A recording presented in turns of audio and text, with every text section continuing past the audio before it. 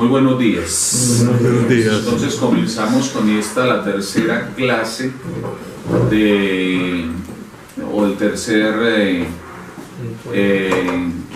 módulo, si se quiere, o la tercera unidad de este diplomado, que consiste en estudiar la Iglesia Católica Apostólica Brasilera, la ICAP y la IPAC. Hoy vamos a hablar de identidad. Tengo esta presentación que voy a tratar de ser muy breve, pero primero hagamos oración.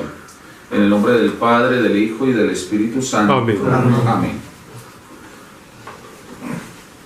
Oración por la prelatura. Ustedes la tienen ahí, la regla cotidiana, y los que tienen este librito está al respaldo. Yo sé que algunos no necesitan ni el librito ni de la regla porque ya se lo aprendieron de memoria. ¿Sí?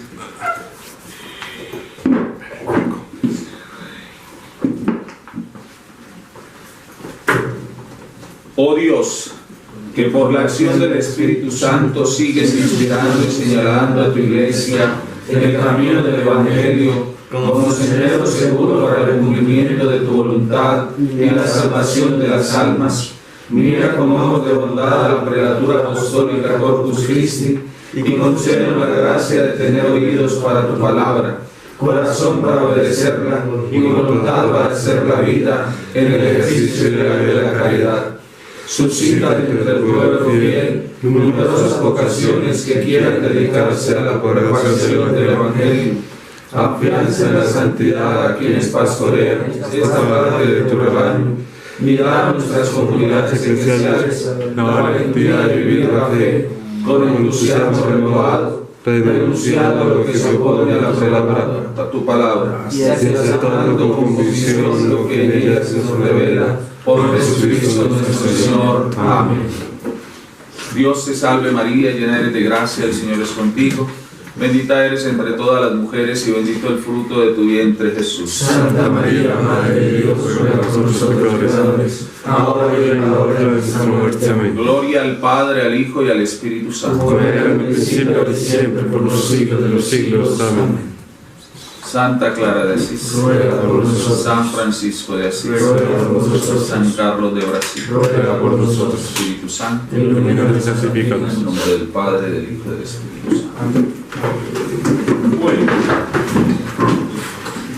en este afán de ir creando identidad, hemos ya dado algunos pasos, porque recuerden que el objetivo principal es conocer tanto la ICAP como la IPAC, conocer qué hay allá, qué hay acá, en materia litúrgica, qué se puede funcionar sin perder esencia, para por último, entre los días de mañana y pasado mañana, realizar entonces ya lo que sería el rito como tal, ¿sí? Y comenzar a tener identidad. Para poder tener identidad tengo que conocer qué es eso de la Iglesia Católica Apostólica Brasilera, y ayer dimos un gran paso conociendo a este personaje eximio que es San Carlos Duarte Costa, ¿sí? No, quiero ser claro, con la clase de ayer no se agotó todo lo que hay que saber de San Carlos, no. Estamos hablando de 75 años de historia de la Iglesia Católica Apostólica Brasilera. Estamos hablando de un hombre que cuando la fundó ya tenía 50 y pico de años. Es decir, 75 más 50 y pico, estamos hablando de 125, casi 130 años de historia que no se pueden agotar en un momento, no se pueden agotar en una clase. Entonces hoy el tema que nos convoca es conocer qué es la Iglesia Católica Apostólica Brasileña, pero según su fundador. ¿Por qué? Porque el espíritu fundacional desafortunadamente se va diluyendo en el tiempo, porque los fundadores fundan, y perdón la redundancia, fundan comunidades, fundan movimientos, y entre esos mismos movimientos con el paso del tiempo se va perdiendo el verdadero carisma fundacional, ¿sí? A veces por necesidad, porque es que muy bonito pensaba San Carlos en su tiempo, pero es que mire que ahora es un tiempo distinto, pero es que mire que las circunstancias de él eran particulares, las de nosotros una circunstancia muy distinta. Cuando nosotros hacíamos parte de los misioneros de la Divina Redención, uno escuchaba las discusiones, no, pero es que al padre Arturo Orofrio le gusta una cantidad de clérigos por ahí, vestiditos de sotana, muy al estilo de San Juan Bosco, pero estamos en otra época y entonces unos se quitaron la sotana. Bueno, el hecho es que vamos a conocer cuáles eran las intenciones de Monseñor Carlos Duarte Costa y cómo crea esta iglesia. ¿Listo?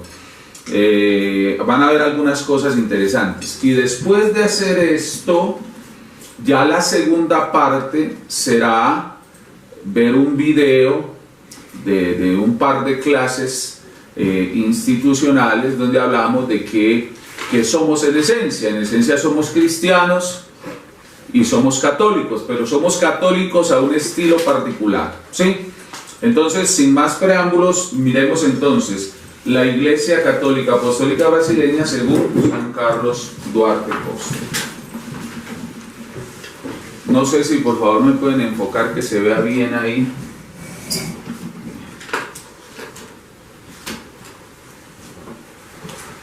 Ahí se ve bien. Esperemos que sí. Bueno, entonces mire. Estas son palabras de San Carlos. No es un error ortográfico no haberle puesto a algunas partes de aquí mayúsculas, sino que son continuaciones de un mismo discurso. De un mismo discurso. Estás poniendo nervioso. Continuaciones de un mismo discurso. ¿Sí? Creo que ahora... entonces, el movimiento que ahora se lleva a cabo en Brasil, téngase en cuenta esto. Téngase en cuenta esto. Iglesia Católica Apostólica Brasilera es el nombre jurídico que adquirió este movimiento. Pero todos estamos de acuerdo que la iglesia es una sola. Lo mismo que Prelatura Apostólica Corpus Christi.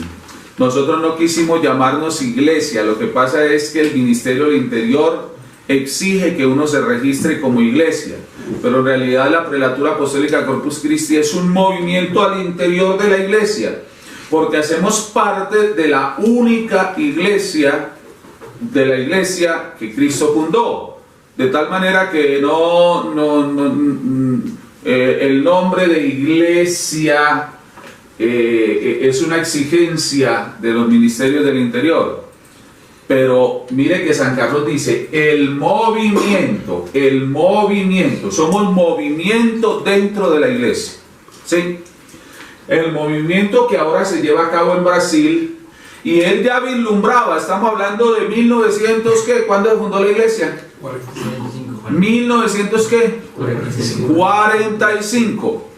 En 1945 ya él pensaba que ese movimiento que se estaba llevando a cabo en Brasil tendría unas posibles consecuencias para otras naciones de las Américas y otros continentes Mire, ya San Carlos como que vislumbraba, como que profetizaba que ese movimiento de la Iglesia Católica Apostólica Nacional o de la Iglesia Católica Apostólica Brasileña iba a redundar en las iglesias católicas apostólicas nacionales, ¿sí? Ya él lo profetizaba. Una de las cualidades de San Carlos de San Carlos Duarte Costa es que era un profeta. Él avisoraba las cosas, avisoró los cambios del Concilio Vaticano II y los anunció antes de que se dieran, y así sucedió. Avisoró lo que iba a pasar con la Iglesia Católica Apostólica Brasileña, y así ha estado sucediendo, y muchas otras cosas que él dijo en calidad de profecía. Bueno, Entonces él dice, ¿cuál es el objetivo de este movimiento que va a tener repercusiones a nivel internacional? Objetivo, primero, centralizar la persona de Cristo. Centralizar la persona de Cristo. Mire, como que todos aquellos que de alguna manera hemos intentado hacer iglesia, como que nos mueve el deseo es volvamos a Cristo. Volvamos a Cristo. Bueno, no sé si todos, ¿cierto? No sé si todos, pero por ejemplo la intención de Monseñor Jesús Nayib y mía, cuando creamos la prelatura, cuando creamos este movimiento, era volver al Evangelio. La queja siempre es: la Iglesia católica, apostólica y romana se ha alejado del Evangelio, ha comenzado a trabajar sobre unos cimientos que son institucionales, ha dejado, como dice la palabra, de lado el mandamiento de Dios para imponer sus propias normas. Entonces, esa iglesia o ese movimiento busca y tiene como primer objetivo que Cristo sea el centro. O sea que ¿cuál era el sueño de San Carlos de Brasil? Que la iglesia fuera una iglesia ¿qué? Cristo-céntrico. Una iglesia cristocéntrica, que Cristo fuera el centro. Lo segundo es buscando la armonía y la concordia entre todas las religiones. Carlos Duarte Costa era de un espíritu ecuménico, en su tiempo muy escaso. ¿Por qué? Porque acuérdese que en 1945 la iglesia todavía tiene mucho poder económico, político y social, y la iglesia todavía, claro que todavía hay mucha gente en ese ostracismo, ¿cierto? Pero la iglesia cree que ella es la única, que ella es la que tiene el poder, que Dios la eligió a ella, y la Iglesia Católica Romana no admitía ningún otro rito, ningún otro culto, porque era herejía, porque era paganismo, porque lo que fuera, ¿cierto? Pero San Carlos tiene una visión ecuménica, al punto que algunos de los presbíteros que él ordenó y obispos hicieron parte de movimientos no romanos. Yo no sé si fue don Antidio, Salomao Ferraz, creo. Había sido don Antidio, José Vargas fue el segundo obispo que él consagró, y de donde viene nuestra línea de sucesión apostólica, ¿cierto? San Carlos consagra a Monseñor Antidio José Vargas. Don Antidio consagra a don Luigi Mascolo, que es un italiano. Don Luigi Mascolo consagra a don Josivaldo Pereira, y don Josivaldo Pereira me consagra a mí. Estamos pues como a 4 sucesiones, a 5 manitos de San Carlos de Brasil, a 4 manitos. Entonces, pero lo que quería decir es que Salomao Ferraz fue presbiteriano. Había una buena relación entre San Carlos y las otras religiones. Incluso una de los detonantes por los que Roma sanciona a Carlos Duarte Costa, San Carlos, es porque él hizo, ¿cómo se llama lo que se le hace a los libros al principio? Él hizo el prólogo de un libro de un sacerdote o de un obispo anglicano, al que le decían el obispo rojo por tener su nexo con el comunismo. Entonces, cuando San Carlos hace ese prólogo, después le caen encima y le dicen también que él es un comunista. En esencia sí tenía muchas ideas izquierdosas San Carlos, ¿cierto? Pero bueno, de eso nos ocuparemos más adelante. Entonces, él buscaba la armonía y la concordia entre todas las religiones, es decir, que era un hombre que ecuménico. Usted no está viendo nada ahí.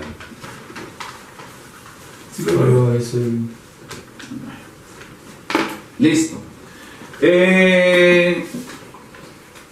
Tercero, la concesión de una garantía absoluta de las libertades civiles, políticas, filosóficas y religiosas. Él era un libre pensador y le gustaba que hubiera libertad de pensamiento, y él propendía por el progreso de la ciencia y propendía por el progreso de lo académico, ¿sí? Dentro de la libertad educativa y científica en general, es necesario proporcionar los medios para la fundación de pensamiento y así sea desarrollada y aprovechada. Un progresista, muy progresista constantemente. La Iglesia Católica Apostólica Brasilera, este movimiento que ahora se lleva a cabo en Brasil, permite el divorcio según el Evangelio. Ya vamos a ver más adelante qué quiere decir eso con el divorcio según el Evangelio. Se propone abolir el celibato eclesiástico porque está en contra de las leyes de la naturaleza. Este movimiento impugna la confesión auricular por ser absurda. Para San Carlos Duarte Costa, el confesionario era muchas veces un lugar de tentación. Era un lugar de tentación, porque las mujeres se iban a confesar y los curas terminaban abusando de ellas, o los niños se iban a confesar y los curas terminaban abusando de ellas, si no física, sí psicológicamente.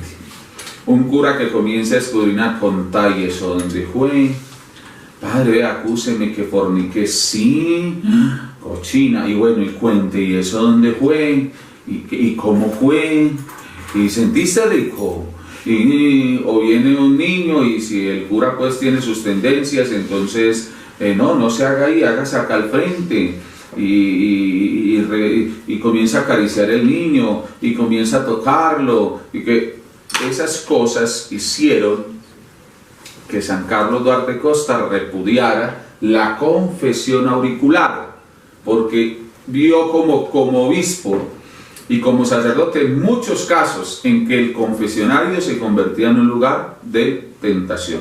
Además, porque si usted ve Juan 20:20, Evangelio de Juan capítulo 20, versículos del 21 en adelante, Jesús nunca autoriza a que usted indague a una persona en el confesionario como si el confesionario fuera una fiscalía. Jesús nunca dice, pregúntele a la gente en qué pecó, escuchen todo lo que les pueda decir y por último absuelvan. No, Jesús llegó y lo que dijo fue, reciban el Espíritu Santo. A quienes perdonen los pecados les quedarán perdonados, a quienes se los retengan les quedarán retenidos. Es decir, la autoridad en el ministro es absolver, no indagar, absolver. Por eso en nuestras Eucaristías, en todo acto de contrición, en toda Eucaristía hay un acto de contrición en el cual el ministro debe de llevar a la persona a un estado de compusión, a un estado de contrición, a un estado de arrepentimiento. Dado ese estado de arrepentimiento por la guía del pastor, del sacerdote, se le invita a la gente a que confiese públicamente su pecado. Y todos confesamos públicamente que yo me confieso de que he pecado mucho de pensamiento, palabra, obra y omisión. Ahí está todo. O sea que usted está confesando públicamente que pecó. Ahora, no está dando detalles, ni más faltaba. Estamos reconociendo nuestro pecado y confesando que he pecado mucho de pensamiento, palabra, obra, de omisión. Por mi culpa, por mi gran culpa. No por la culpa de nadie, no estoy buscando excusas. Ruego a Santa María Virgen, a los ángeles y a los santos que intercedan por mí ante Dios nuestro Señor. Y entonces viene la fórmula del sacerdote donde dice, Dios Todopoderoso que reconcilió consigo al mundo y derramó el Espíritu Santo para el perdón de los pecados, os conceda por el ministerio de Cristo y de la Iglesia el perdón y la paz. Yo os absuelvo de todos vuestros pecados en el nombre del Padre, del Hijo y del Espíritu Santo. En la liturgia de la ICAP, en la liturgia de la prelatura, siempre hay absolución general en toda Eucaristía. Pero además, absolución de todos los pecados. No es como dice Roma, no, ahí se perdonan los pecados pequeñitos. O sea, Roma tiene unos estratos de pecado. No, ahí se perdonan todos los pecados de los que usted se haya arrepentido. Entonces, San Carlos, están llamando a alguien, no contesta. Entonces San Carlos dice que se impugna la confesión auricular por ser absurda. Ya les expliqué por qué la considera absurda, ¿cierto? Hombres, yo puedo confesar mis pecados delante de Dios con todo el corazón, y el sacerdote en nombre de Dios da la absolución en la Eucaristía. Punto. Bueno, pregunta. Alguno podría preguntar, Monseñor, ¿y entonces no volvemos a confesar? No necesariamente. O sea, yo por ejemplo tengo el confesionario allá al fondo de la capilla, ¿sí? Pero yo doy absolución general y a la gente la llevo a entender que la absolución se la da a Dios a través de mí, y que los pecados los debe escuchar es Dios, no yo. Yo lo único que debo hacer es absolverlo a usted. Pero hay gente que insiste en una dirección espiritual, y en esa dirección espiritual uno los confiesa o los escucha y los perdona. No hay problema. Lo que no debemos es promover la confesión. Mañana hay confesión. El que no se confiese no puede comulgar. El que no se confiese está en pecado mortal. El que no. Eso usted no lo puede decir. Usted no es quien para decir que si este no se confesó está en pecado mortal, o que si este no se confesó. Yo pregunto, ¿cuándo fue el acto penitencial de la última cena? Que Jesús haya dicho, el miércoles acto penitencial porque nadie me va a entrar a la última cena sin confesarse. No. Cada uno en su corazón asistió y comulgó, y aquel que asistió indignamente porque sabía que iba a vender al Señor, después del pan, después de comulgar, entró Satanás en él, porque lo que hizo lo hizo pensando mal y pensando en traicionar al Maestro.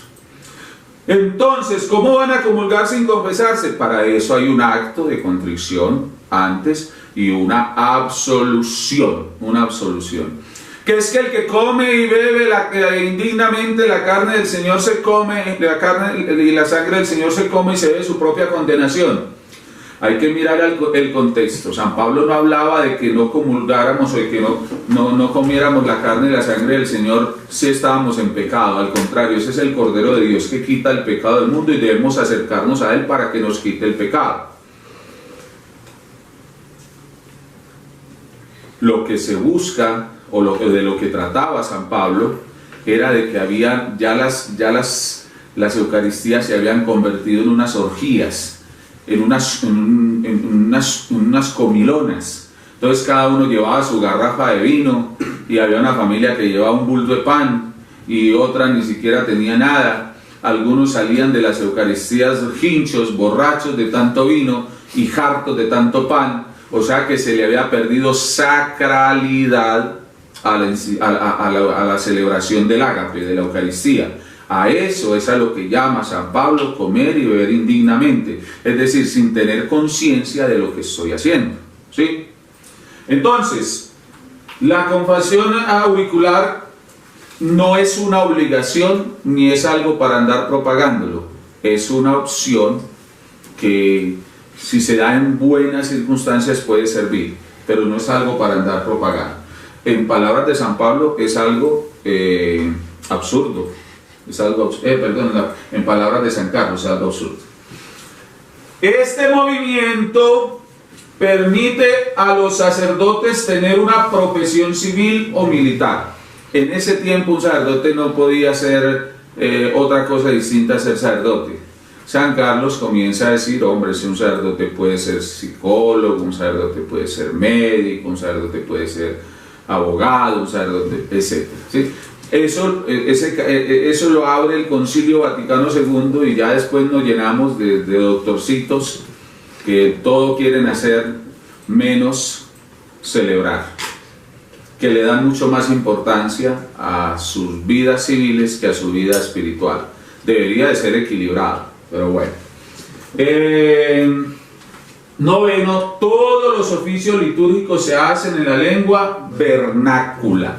¿Qué es la lengua vernácula? ¿Qué es la lengua vernácula? La lengua vernácula es la lengua en que habla cada pueblo. O sea, ya él de una vez abole el latín. Dice, latín para las celebraciones no. Se celebra en el lenguaje del pueblo. ¿Cierto? Muy bien. Aquí explica por qué se ha separado de la iglesia de Roma. Recuerden, para los que llegan tarde, hay gente que está llegando apenas. Sí. Pues los que están conectados están, todavía no han entrado. Recuerden, para los que llegan tarde, que estamos hablando de la Iglesia Católica Apostólica Brasileña según San Carlos, lo que él concebía. ¿Sí? Me he separado de la iglesia romana con el fin de restaurar la iglesia de Cristo en toda su pureza, corrigiendo sus errores, tratando de centrar la figura de Cristo a todos los cristianos, el verdadero Cristo, para que tengan en él su modelo, su abogado ante Dios, el Padre verdadero. Este es Cristo según el Evangelio de San Juan. Y él ahí comienza a hablar del prólogo de San Juan. En el principio existía el verbo, y el verbo era de Dios, y el verbo estaba con Dios. Todo fue creado por él, y sin él nada fue creado, y esta luz vino a los suyos, y los suyos no la recibieron. Él comienza a exponer ese evangelio casi que completo. Entonces, aquí habla con toda claridad: me he separado de la iglesia romana para restaurar la iglesia de Cristo. Él considera que ya en la iglesia romana de su tiempo ya no subyace la iglesia de Cristo. Entonces él quiere restaurar, al estilo también de San Francisco de Asís, restaurar la iglesia de Cristo. De todos esos errores, de todas esas impurezas que en ese momento se estaban viviendo. Para que Cristo, sintiéndose amado por su iglesia, sintiéndose ser el centro de su iglesia, vuelva a ser el abogado del pueblo, ¿sí? Del pueblo fiel, ante Dios el Padre verdadero, dice él. Bueno.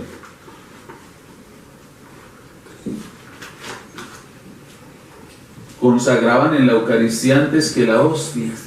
No le entiendo a Julián esa pregunta. ¿Qué es lo que pregunta Julián, padre? Una pregunta: ¿qué consagraban en la Eucaristía antes de la hostia? Antes que la hostia. Pues en la iglesia de las catacumbas, pregunta Julián Echeverry, ¿qué consagraban en la Eucaristía antes de la hostia? Me imagino que está hablando de los tiempos apostólicos, porque hace mucho tiempo la iglesia utiliza la forma de la hostia. Se consagraba pan ácimo, y eso se compartía, y vino. ¿Listo? La Iglesia Católica Apostólica Brasileña es una sociedad religiosa cuya estructura está fundamentada por las enseñanzas bíblicas del Antiguo y Nuevo Testamento. En esta visión se parece un poquito, Monseñor Carlos Duarte Costa, a los anglicanos. Los anglicanos dicen, cuando en cualquier rito que van a ordenar algún ministro, dicen: ¿crees en que en las sagradas escrituras del Antiguo y Nuevo Testamento se encuentra todo aquello necesario para la salvación? Aquí él especifica Antiguo y Nuevo Testamento, porque el Nuevo Testamento no abroga ni desplaza el Antiguo Testamento, ¿cierto? Lo renueva, ¿sí? Entonces él explica aquí: listo, me separé de Roma, listo, ya no hago parte de Roma. Sin embargo, sigo siendo católico y sigo siendo apostólico. Y la respuesta la da aquí. Católica es la iglesia brasileña, católica apostólica brasileña, porque profesa la fe cristiana extendida por todo el mundo. Los actos sacramentales son válidos. Casi todas las sucesiones apostólicas comienzan por el cardenal Scipione Raveiva, quien consagró a Guido Antonio, a cardenal, todo esto. Incluso nosotros tenemos ahí, qué muchacho tan sabido. No, es porque terminó en el ferry. Bien, normal. ¿Qué pasa? ¿Por qué no queda mal el ferry? Entonces, ve, aquí está la sucesión apostólica nuestra, hasta el día de Monseñor Jesús Nayid y yo. Cardenal Raveiva, Antonio Santorio Cardenal, Cardenal Giorlamo Berneiro, y hay incluso aquí hay papas, Papa Benedicto XIII, no nos alcanzó la plata para 16, Papa Benedicto XIV, Papa Clemente XIII, siguen ahí de ahí para abajo, Mariano Rampolla de Tirando Cardenal, Joaquín Cardenal Arcoverde, Cavalanti, Albuquerque, Sebastião Cardenal Leme. ¿Se acuerdan quién es este Sebastião Cardenal Leme? ¿A quién consagró? A San Carlos Duarte Costa. Listo. Entonces mire, San Carlos Duarte Costa fue consagrado por el cardenal Leme, que es el último que está ahí en la sucesión. Y San Carlos consagró primero a Salomao Ferraz, quien fue recibido por el Papa Juan XXIII, ¿sí? En Roma. Fue recibido como obispo y no le repitieron sucesión. O sea, no le repitieron consagración. Así fue recibido. Hay otro aquí que también fue recibido. Son dos los que fueron recibidos por Roma. Luego consagra el 8 de diciembre a Antidio José Vargas, que había sido sacerdote católico apostólico romano. Don Antidio José Vargas consagra a don Luigi Máscolo. Don Luigi Máscolo consagra a Monseñor Josivaldo Pereira, y don Monseñor Josivaldo Pereira nos consagra a Monseñor Jesús Nayid a mí. O sea que nosotros venimos de las manos del segundo obispo consagrado por Monseñor Carlos Duarte Costa. Esa es nuestra sucesión. ¿Qué pregunta hay por ahí? No, el padre Jaime hace una aclaración que dice que cuando estamos en el seminario de Roma, pues el sacerdocio es válido. Cuando el sacerdote está en contra de Roma, el sacerdocio es nulo. Ah, sí, eso lo hace inválido para estos. No digo groserías porque estamos en el 3 de mayo de 1948 es consagrado Luis Fernando Castillo Méndez, que es el único que ha recibido el nombre de patriarca dentro de la Iglesia Católica Apostólica Brasilera. Incluso él vestía como el Papa, vestía de blanco y vestía con su solideo blanco, y se hacía llamar el patriarca de las iglesias católicas nacionales, porque él, y en esto lo critican algunos de los obispos brasileros, él se desgualetó a sacar la Iglesia Católica Brasilera de Brasil. Él era de origen venezolano, algunos dirán, con razón. Entonces, él era de origen venezolano, no pudo ser consagrado en Venezuela, no se obtuvo el permiso, entonces fue consagrado en Panamá, ¿sí? Y él después se fue a residir a Brasilia, y era un hombre que gestionaba mucho, movía mucho, capitalizó la iglesia brasileña de alguna manera. Le consiguió terrenos, el terreno donde hoy en día funciona la curia de la Iglesia Católica Apostólica Brasileña en Brasilia. Ese terreno lo consiguió él y construyó una capilla que se llama Nuestra Señora de la Medalla Milagrosa, una iglesia, nada que ver con la de Suacha. Y esta iglesia, allí construyeron unos apartamentos, construyeron un auditorio, es decir, parqueaderos. Es algo inmenso, es algo inmenso. Y de ahí se sostiene la curia de la Iglesia Católica Apostólica Brasileña, porque este hombre, Luis Fernando Castillo Méndez, gestionó mucho. Eso es lo que tiene a favor. Lo que tiene en contra es que él quiso extender la Iglesia Católica Apostólica Brasileña a manera de Iglesia Católica Apostólica nacionales en todo el mundo.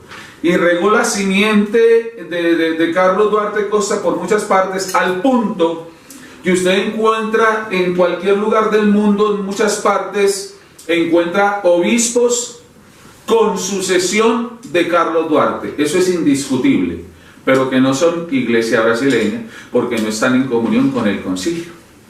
Esos fueron los que se dieron a crear por allá la iglesia de Inglaterra y Gales, fueron los que se dieron a crear. Él no se desgualetó a consagrar a todo el mundo. ¿Por qué consagró obispos? Porque él quería tener colegio episcopal, él quería tener colegialidad. San Carlos Duarte Costa no concebía una iglesia monolítica, donde solamente uno fuera el que mandara.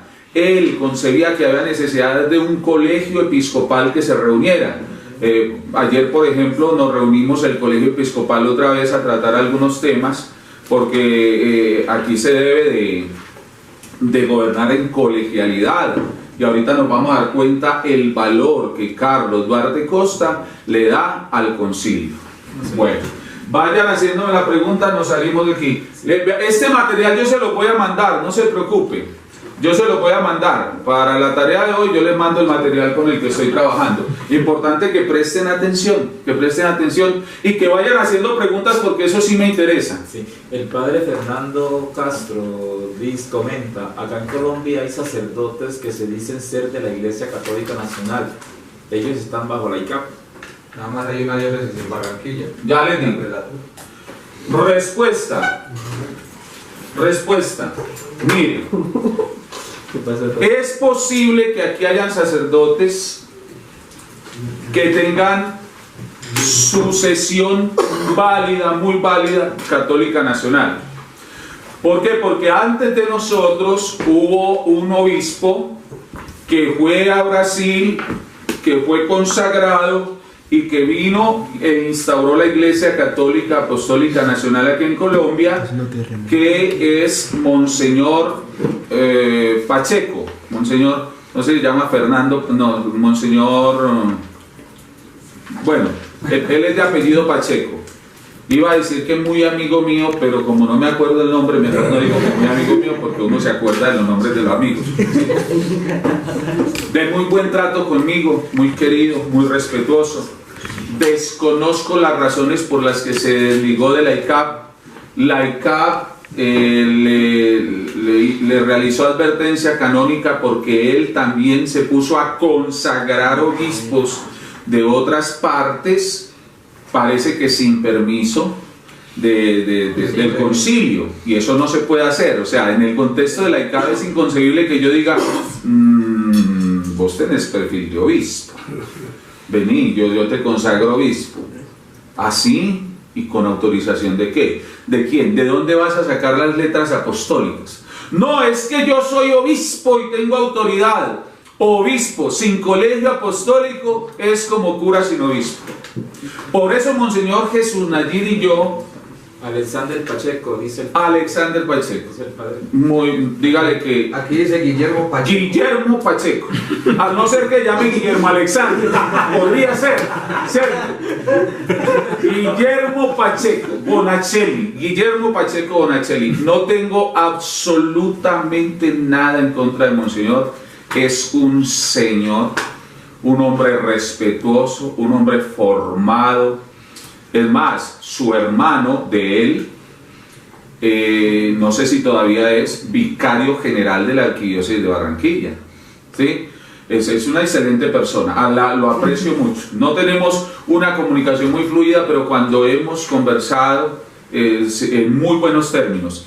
Él, Monseñor Pacheco, fue el primer obispo que la ICAP consagró para Colombia, y él vino y fundó en Colombia la Iglesia Católica Apostólica Nacional. Claro, tuvo sus problemas, parece ser que él consagró sin permiso del concilio y por eso fue, es decir, no volvió a Brasil, y resulta que a Brasil hay que volver como mínimo cada 2 años al concilio. Y obispo que no vuelve al concilio es obispo que es retirado, ¿cierto?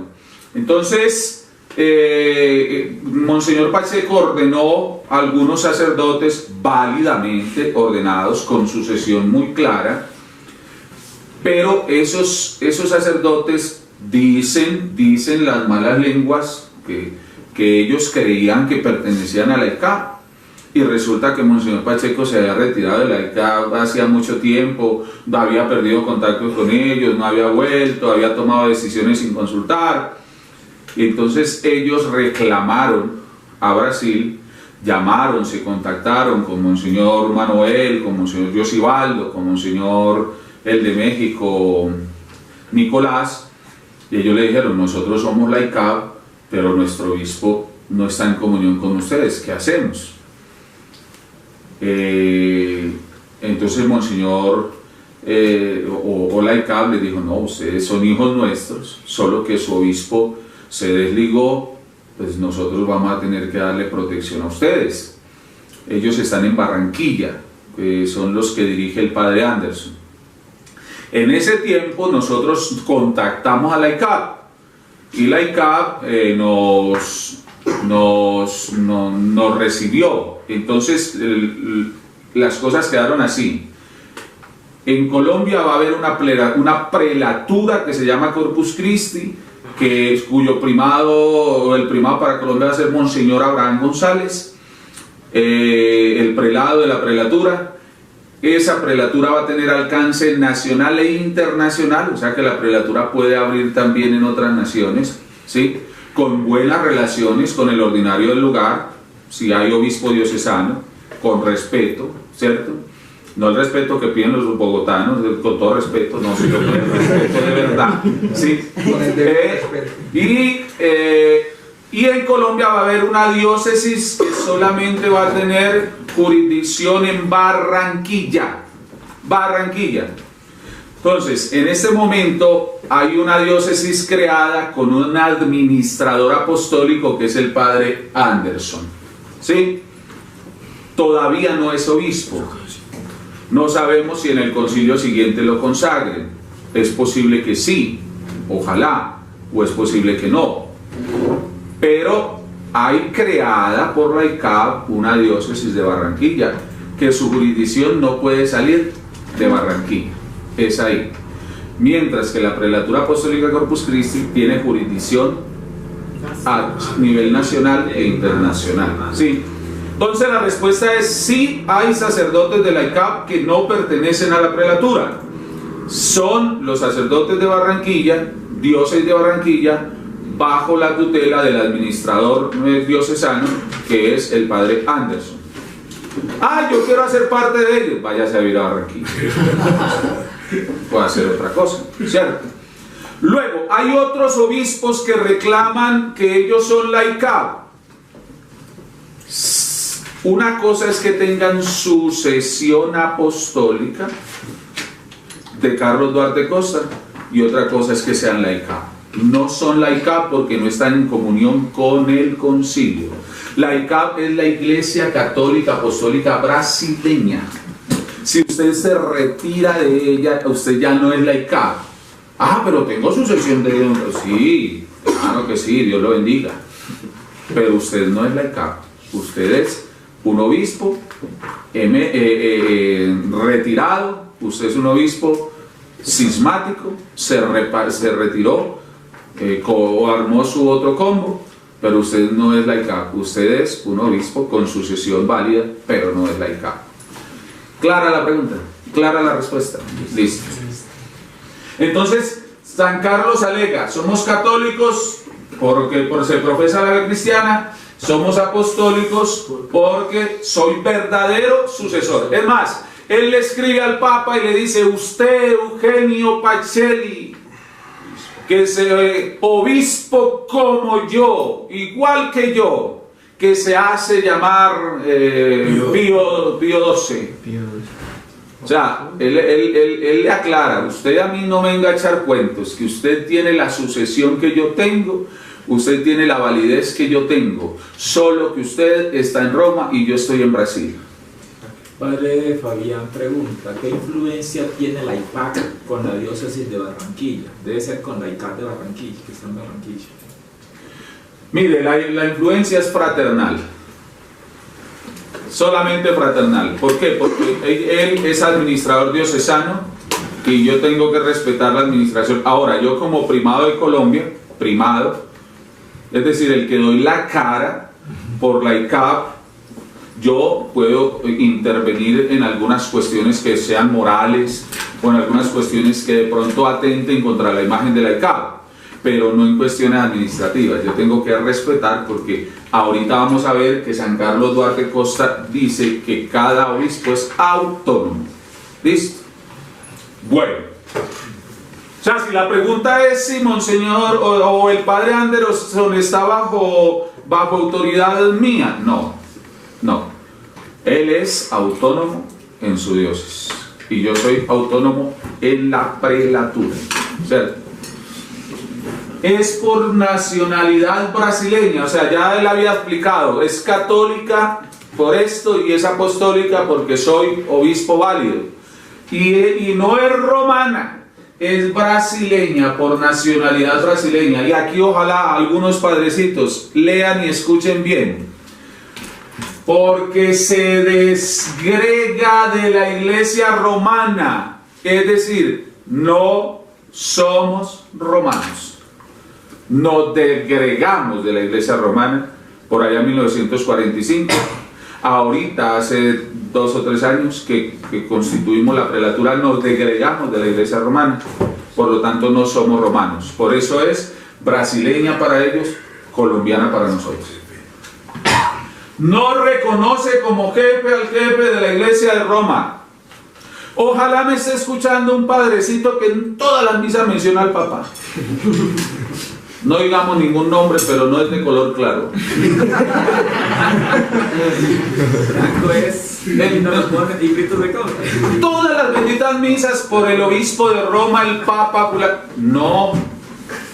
Yo no estoy diciendo que no se ore por el Papa. Ustedes me han visto orar por el Papa. Ahora poco que dijeron que estaba enfermo y todo eso, yo digo, oremos por el obispo de Roma, pero en un contexto fuera de la gran plegaria eucarística. ¿Sí? Fuera de la gran plegaria eucarística. Pero a veces en comunión con tus... te rogamos por toda tu iglesia, conservan la unidad en comunión con tu... con el obispo de Roma, el Papa. Otros que no quieren que sepan que son independientes, dicen, con el Papa Juan Pablo II y mi obispo Ricardo.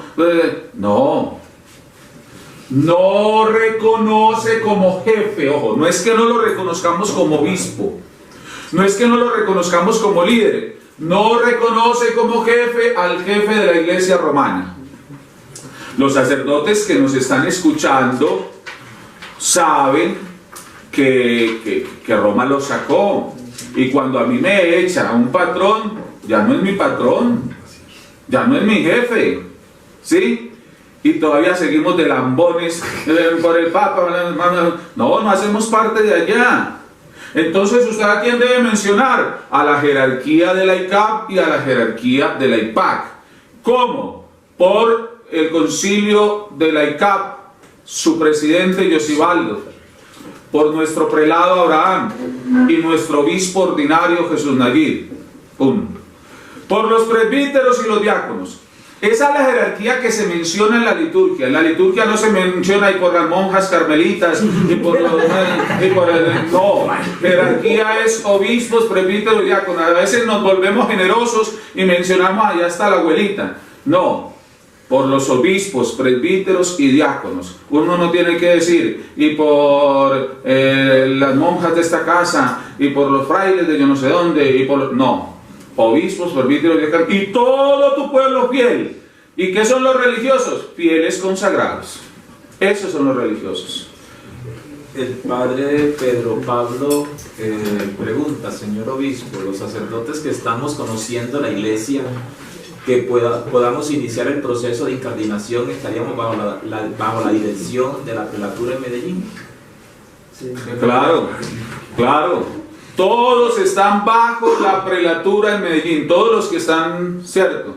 Ahora, tenemos que ir a conocer qué es lo que tienen, ¿sí? Porque es que tenemos que conocernos, por eso están en un proceso, pero si necesitan que nosotros los defendamos, que nosotros los apoyemos y su misión es clara, nosotros los apoyamos y por lo tanto deben de pedir por nosotros, ya no por el Papa. Díganle por favor al Papa que ya no les mande más el sueldo, que por favor ya no les mande más la mesada mensual, que ustedes van a comenzar a orar por Monseñor Abraham. ¿Listo? Que la mesada les va a llegar de la prelatura. Bueno,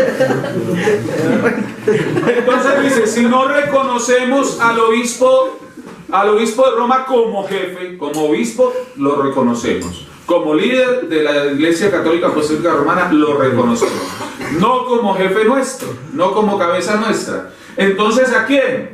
La cabeza de la Iglesia Católica Apostólica Brasileña es el Episcopado Nacional en pleno, conservando los usos y costumbres tradicionales de nuestra tierra. Por eso nosotros cada rato piden permiso. Venga, es que necesitamos un obispo. Espere el concilio. Ah, es que la sede está vacante porque se murió Monseñor Abraham. Espere el concilio. Cuando ya llegue el concilio, a nosotros veíamos pasar unas carpetas así de procesos. La carpeta donde dice fulano de tal, sacerdote de la diócesis tal, este ha sido su proceso. Debe de tener como mínimo 10 años de ser consagrado, debe tener a nosotros nos pidieron papeles, creo que Monseñor Jesús allí presentó todos sus papeles de derecho canónico y presentó su doctorado, yo presenté también mi doctorado, o sea, es que aquí no consagran a cualquiera. Entonces por eso la cabeza es el concilio. Todo asunto que afecte a toda la iglesia en general tiene que esperar que se realice el concilio. Las cosas particulares de cada diócesis y de cada prelado las resolvemos nosotros los obispos, pero lo que es general y que afecte a todos solo se resuelve en el concilio. Si el concilio dice no, no. Si el concilio dice sí, sí. Y si ustedes vieran los agarrones que hay en esos concilios, unos agarrones tremendos discutiendo por problemas de la iglesia, pero es solamente en el recinto conciliar donde se dan esas discusiones. Ya salen y uno los ve abrazándose, y uno los ve comiendo, y uno los ve conversando, porque ellos entienden que en el recinto conciliar se discute, pero que fuera de él somos amigos, somos hermanos. Sí se dan el saludo de la pena misa después y todo eso.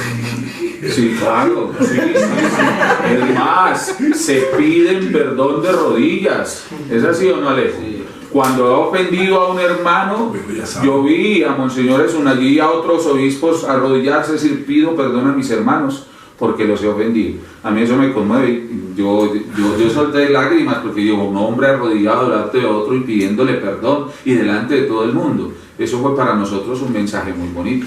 Es gente muy noble. Yo digo que por eso esta iglesia lleva 75 años, porque está hecha de hombres nobles que tienen un solo objetivo. Aunque variopintos en sus formas de pensar, aunque distintos en su forma de pensar, pero obedientes al concilio. Es que quien dijo que ser rebelde significa ser desobediente. Yo puedo pensar distinto, pero tengo que sujetarme a todo aquello que no atente contra la dignidad humana, eso sí. Bueno, sigue, dice, en todo el país, estamos leyendo, para los que llegan tarde, estamos leyendo lo que considera San Carlos de Brasil que es la iglesia.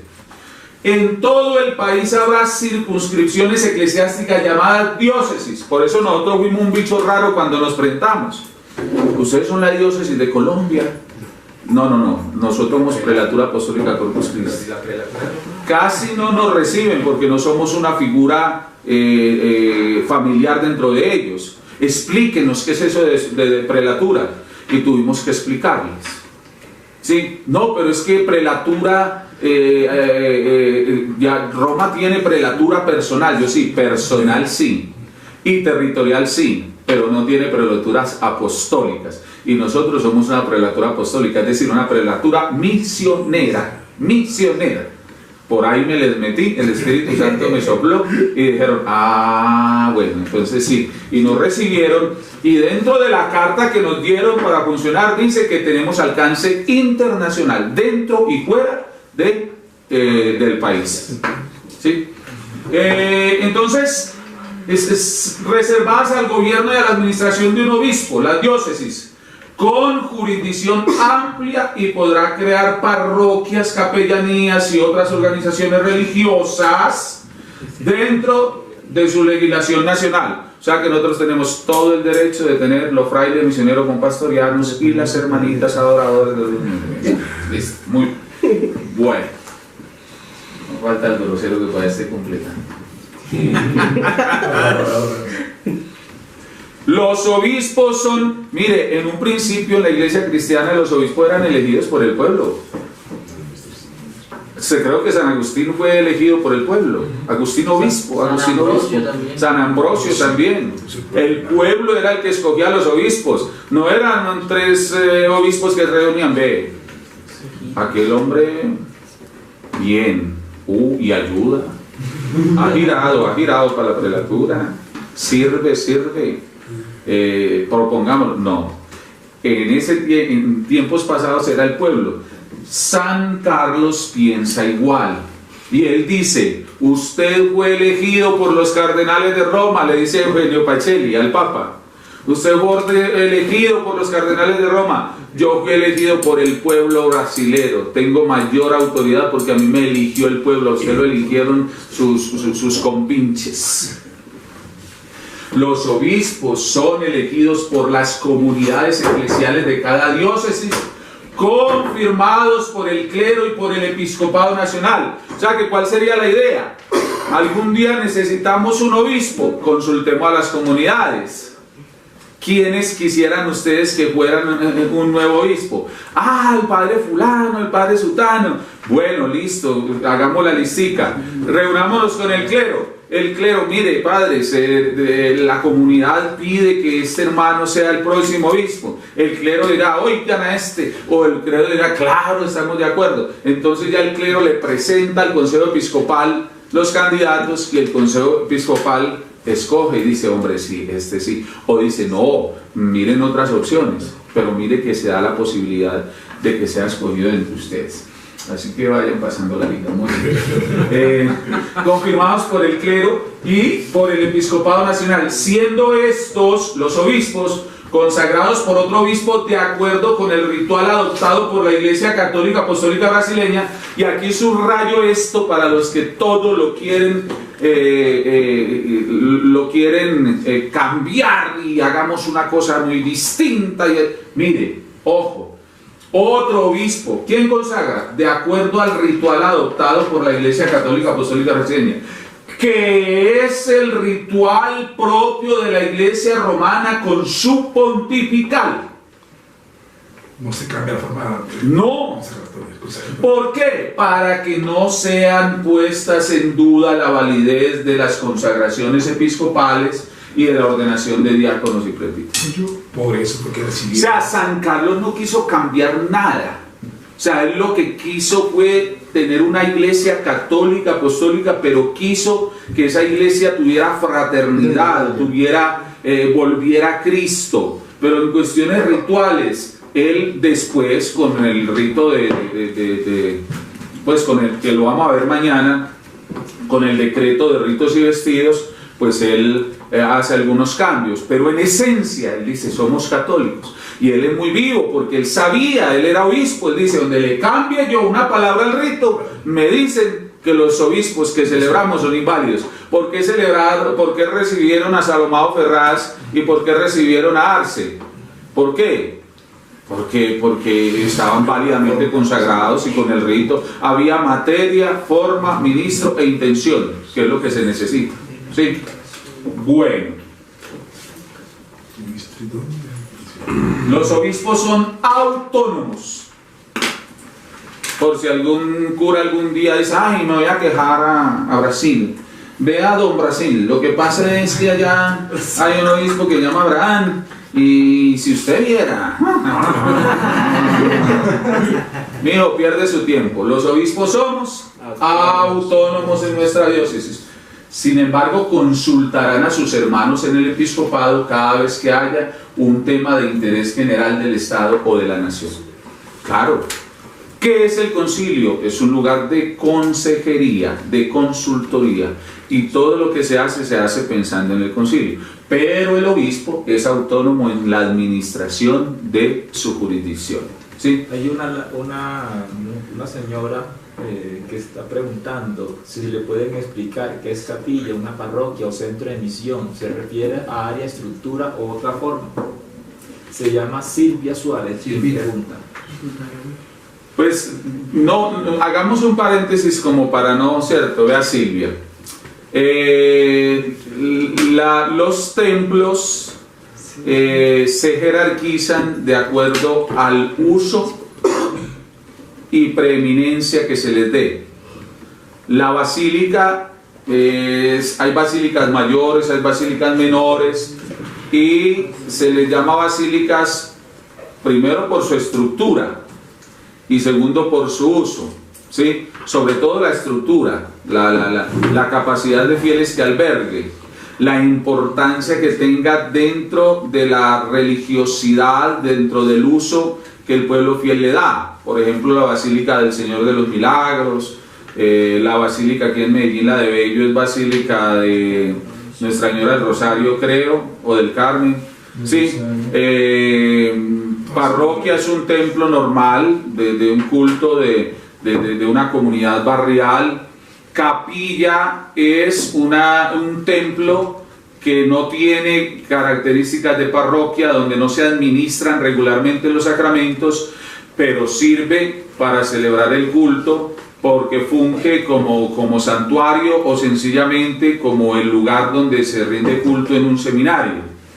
¿Y cuál es el otro? O centro de misión.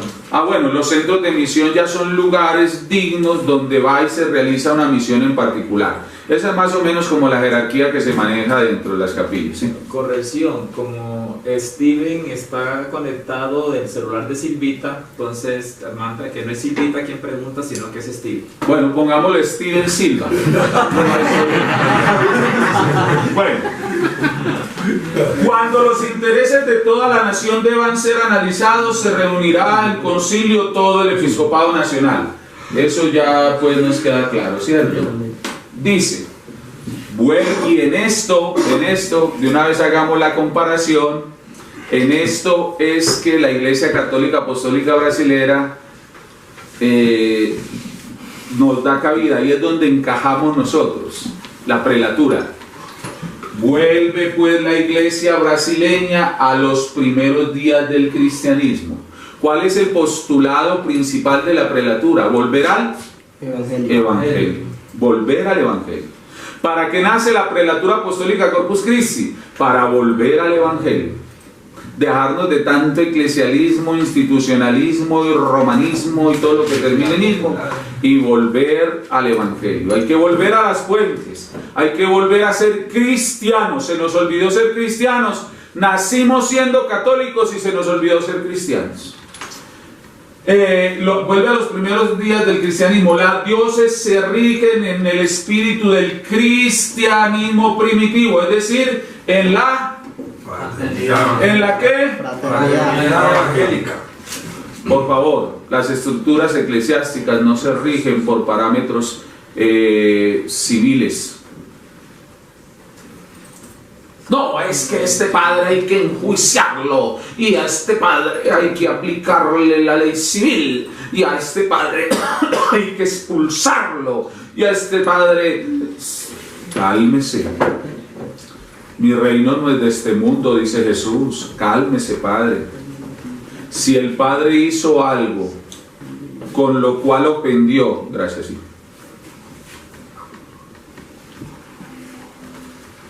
a Dios y a la patria y a la sociedad tiene sus leyes y se las aplicará. Pero la fe cristiana tiene algo que se llama caridad fraterna y tiene que aplicarla también. La caridad fraterna también tiene que aplicarse, porque es que a veces queremos manejar la prelatura como si esto fuera un estrado o un estado, y entonces en este estado hay una fiscalía, y en este estado hay una veeduría, y en este estado hay una procuraduría, y entonces... No, un momento. Para eso está el obispo a la cabeza. Para eso estamos los obispos a la cabeza. Para darle manejo evangélico a las cosas. Y que sea el Estado el que le dé manejo jurídico a las cosas. Y si alguien tiene que poner el pecho a la ley civil, pues aquí está este pechito. Para eso yo soy el representante legal y yo daré las explicaciones respectivas.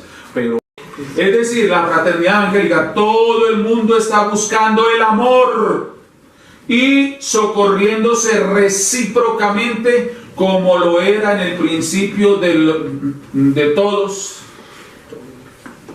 formando un solo cuerpo con sus obispos, sacerdotes y diáconos.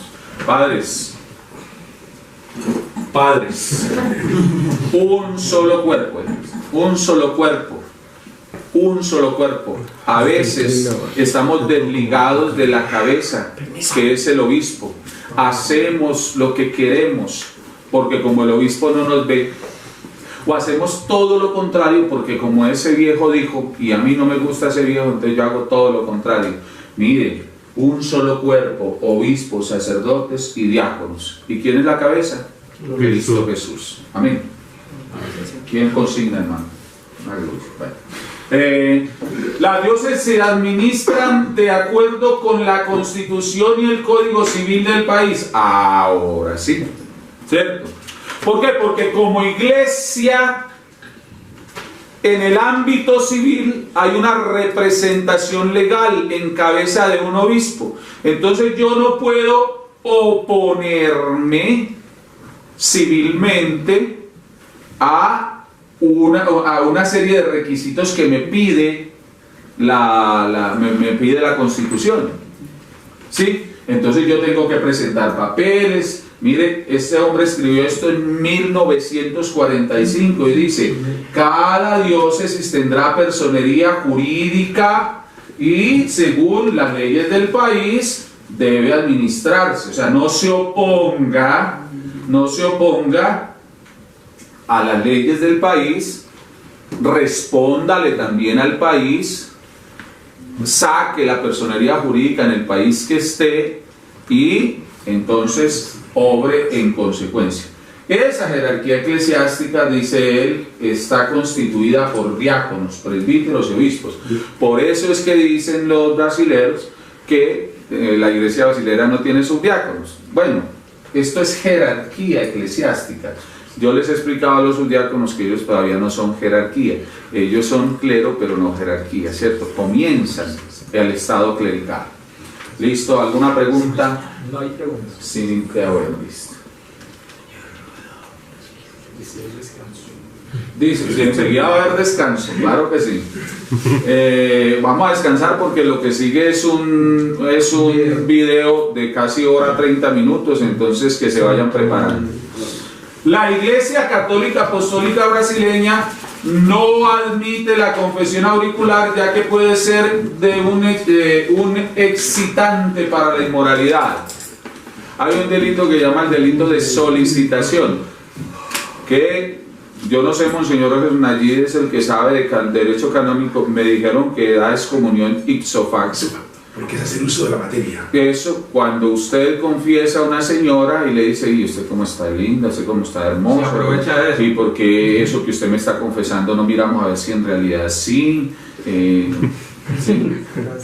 O sea, un clérigo me tocó a mí, le decía a las personas, no, a las mujeres, que él sí las podía sanar, que sí, pero que tenían que quitarse la ropa porque había que ponerle la mano donde le dolía. ¿Cierto? Eso se llama solicitación, es decir, hacer, como dice Pedro Romano I, hacer uso abusivo de la materia y terminar llevando a la persona que venía buscando descanso espiritual a una confusión inmensa y quizás a la pérdida de la fe. ¿Sí?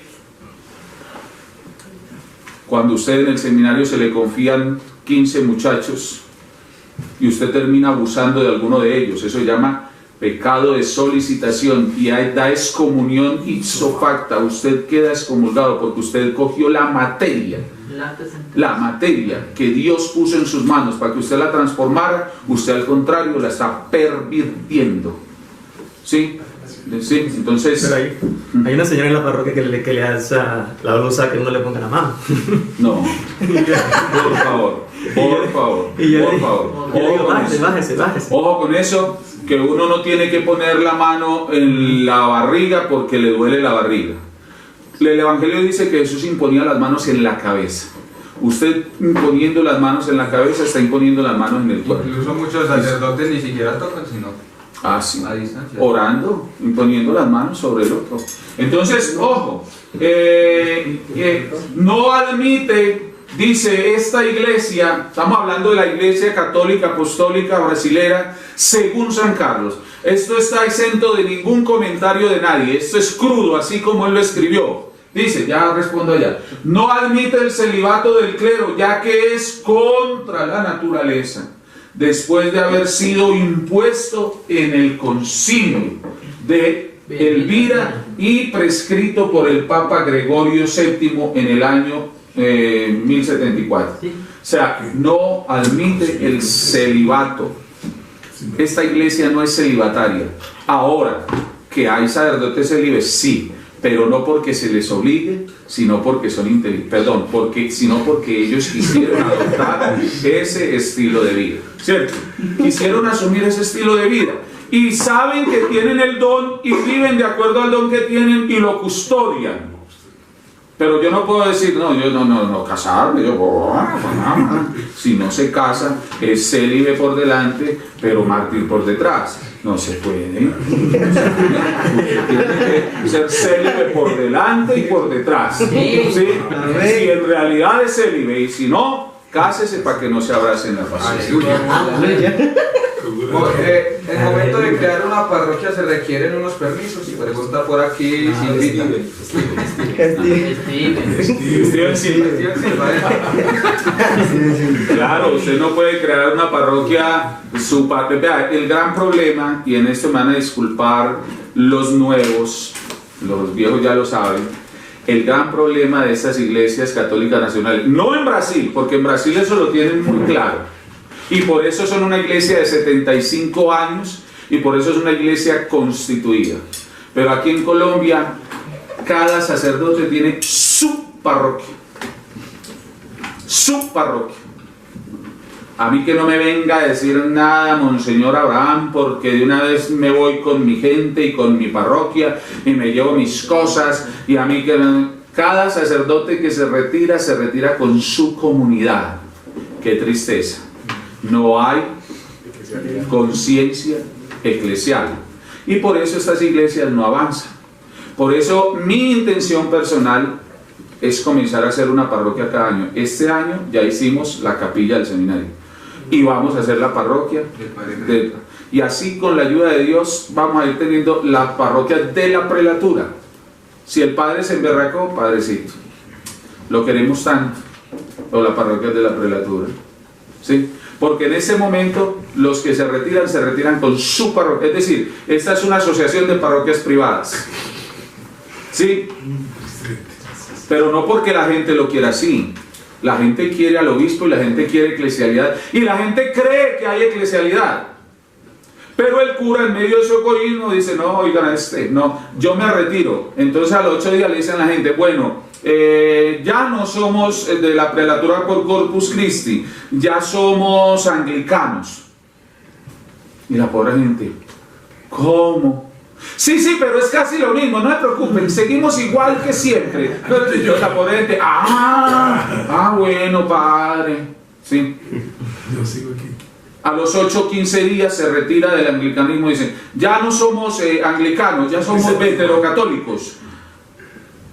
¿Cómo así, padre? Y entonces ahora que no podemos rezar lo mismo y no podemos... Sí, eso sigue siendo lo mismo, solo que ya no somos veterocatólicos. Ya el obispo no es fulano, sino que es fulano. Qué jugadera tan berraca con la pobre comunidad.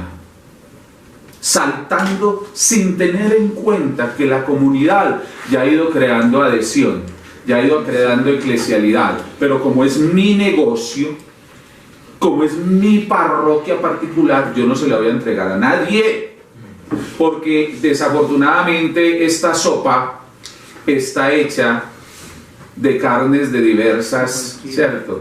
Unas de cerdo, otras de res, otras de pollo, y el día que nosotros tengamos conciencia eclesial y que entendamos que la prelatura están dando en serio, como estaban dando o sigan dando la iglesia de Brasil, diremos: Monseñor, hay un terreno, ese terreno debe ser para la prelatura, Monseñor, construyamos ahí parroquia para la prelatura, porque yo voy a morir. Mire, cuántos problemas. Una comunidad eclesial, se murió el curita, a los 8 días viene a celebrar otro curita ahí y aparece la señora del cura: qué pena con usted, pero no le puedo abrir. ¿Cómo así, señora, que no me puede abrir? Sí, es que mi marido se murió y esto hace parte de la herencia de nosotros. Señora, pero si son 200 personas que hay en esta comunidad. A mí no me importa, pero esto es la herencia. Jugamos con una comunidad y esa señora ni sabe dónde están las partidas de bautismo ni dónde están. Entonces, por eso solo comenzaremos a hacer una iglesia seria cuando comencemos a tener parroquias propias de la prelatura. ¿Sí? Si alguno quiere donar, se puede. La cuenta aparece en... Bueno, pregunta que si la ICAR reconoce la excomunión. La excomunión. Mire, San Carlos habla muy feo de la excomunión. Dice que es una herramienta medieval que la iglesia utilizó para luchar contra los que no se querían aliar a ella. ¿Sí? Entonces, parece ser que en palabras de San Carlos, la excomunión no va aquí. La Iglesia Católica Apostólica Brasileña permite el divorcio. Permite el divorcio dentro de lo que está estipulado en el Evangelio. ¿Qué dice el Evangelio? Oiga, en Mateo 5, 27, 32. Pero yo os digo que todo el que se divorcia de su mujer, a no ser a causa de infidelidad, la hace cometer adulterio y cualquiera. Sí, por falta de divorcio no hay separación. Entonces no hay divorcio, no se puede separar. No se separan. Toda la otra, al ver que le están poniendo cachos, ella también pone. ¿Sí? Pero si se da el divorcio y si ese hombre me fue infiel, yo ya no quiero ir más con él, pues me da asco, no quiero volver a tocar a este señor, pues ¿cómo le ocurre? Yo haciendo todo lo que tengo que hacer en la casa, cumpliendo como esposa, y este viene a revolcarse con otra, entonces yo vengo a hacer el plato de segunda mesa, vengo a hacer el trapo con el que él se limpia, ni riesgo, yo no quiero vivir más con él. Entonces viene la iglesia y le dice: sí, pero el proceso vale 5 millones de pesos. Tiene que demandar. Y el proceso dura 4 años. En 4 años esos son muchos los cachos que el tipo le pone a pobre señora. Y entonces la señora en 4 años dice: ni riesgo, yo también estoy joven, yo también necesito que me amen, necesito ser amada. Prun, y se vuelve un boleo de cacho del tremendo. Entonces dice San Carlos: hombre, que se divorcie y que rehaga su vida. Tienen que pasar por la puerta del agua. Es humano y es cristiano, al no ser por infidelidad. Y es humano, el ser humano necesita también una segunda oportunidad y hasta una tercera, pero no, ya uno después de una segunda bueno, es la prohibición legal. Lo mismo pasa con el celibato, ¿cierto? A falta de matrimonio de los sacerdotes, el sacerdote vive en concubinato. Como no me puedo casar, hago hijos por ahí, mando mercado y listo. O tengo a la secretaria vitalicia en mi parroquia, secretaria vitalicia, Rosarito, ¿cierto? ¿Se acuerdan de Rosarito? La tengo vitalicia en mi parroquia y esa es la secretaria. Ay, tan raro, y la secretaria hoy trabajó todo el día y toda la noche, no ha salido. Es que es una mujer muy comprometida. Para no hablar del sobrino, ¿cierto? ¿Qué tan raro? Casi siempre tienen un sobrino ahí en la sacristía, en la casa cural. Ve, padre, pero no me parece a usted. No, es que pareces al papá, pero es mi sobrino y lo quiero mucho. Se nota, padre. Sí. Yarmín Flores dice: Monseñor, me gustaría saber en qué parte de la Biblia dice lo del divorcio. Gracias. Dígale a Yasmin que enfoque. Ya pasamos en Mateo. Mateo 5, 27, 32. Mateo 5, 27, 32, Yasmin. Mateo 5, 27, Ya 32. después de Zacarías y antes de Marcos. Pilas, padre Fabián. Van a coger el dato. Bueno, listo. Todo para Dios, termina diciendo él en este manifiesto donde habla de la Iglesia Católica Apostólica Brasilera. Todo para Dios, todo para Cristo, todo para la patria y todo para Brasil, y mi bendición en el nombre del Padre, del Hijo y del Espíritu Santo. Sao Paulo, 18 de agosto de 1945. Don Carlos Costa Duarte, obispo de Río de Janeiro. Esta es la Iglesia Católica Apostólica Brasilera según su fundador. Después pues se le han añadido otras cosas. Recibo las últimas preguntitas, hacemos el break y venimos al video. Les advierto que el video es una clase que dura casi horita y media para que traigan provisiones, que las crispetas, que la gaseosa, que la compota, que la cerveza, que la golosa. Sí, listo. Sí. Cartoon Newton Chaverra Ramírez ¿Qué más dice bien? que fue sacerdote, eres sacerdote anglicano, ordenado por Monseñor Arce, Orlando Arce. Si desea ingresar a la ICAP, ¿tendría que iniciar de nuevo a la prelatura o le valen su ordenación?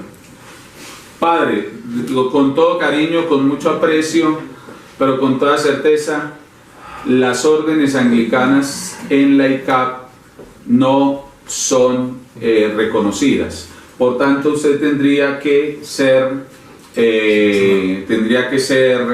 subsanado. Primero tendríamos que ver si es subsanación, porque habría que ver la línea de sucesión de la que usted viene. Si es anglicana, definitivamente no. ¿Por qué? Porque en el momento en que la Iglesia anglicana comenzó a consagrar con un ritual distinto, con unas palabras distintas, perdió sucesión, ¿sí? Segundo, en el momento en que la Iglesia Católica Anglicana comenzó a ordenar y a consagrar mujeres, perdió sucesión, ¿sí? Entonces, sí tengo que serle claro, padre, le agradezco que esté haciendo el diplomado, bienvenido si quiere hacer proceso con nosotros, pero la respuesta es sí. Todas aquellas órdenes, es decir, incluso nosotros ahorita en octubre en el encuentro que tuvimos, subsanamos a todos los sacerdotes, porque acabábamos de venir en julio de Brasil. En Brasil se nos había dado la sucesión de San Carlos Duarte Costa y nosotros queríamos tener certeza de todos y por eso los volvimos a ordenar o a subsanar. A los únicos que no subsanamos fueron a 2 hermanos sacerdotes que hacen parte de la prelatura y que vienen de Roma, por respeto, aunque hay un libro que cuestiona las ordenaciones de Roma, pero no nos vamos a poner ahora en una cacería de brujas. El hecho es que sí, padre, tendría que ser usted subsanado para poder fungir como un ministro válido a los ojos de la Iglesia. ¿Alguna otra?